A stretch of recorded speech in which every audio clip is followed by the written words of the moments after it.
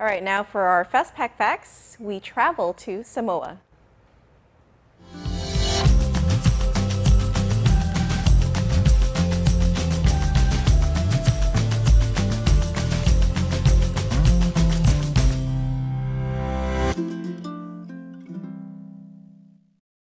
Half a day. I'm Riley Rigel, author of the book Pacific Nations and Territories.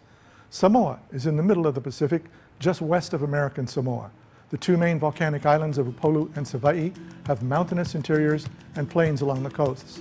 Several other smaller islands are part of the group as well.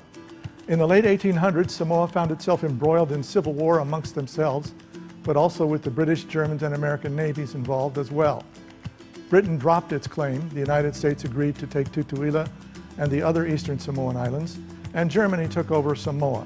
There was much conflict with the German administration, and later, conflict with New Zealand as well.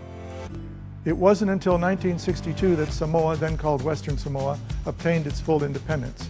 This made Samoa the first Pacific territory to gain full independence from European or American powers. The Samoan culture is very strong and closely tied to the government.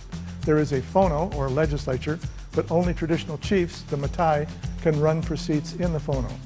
All Samoans can now vote, but they must choose from those Matai who are running for legislative seats.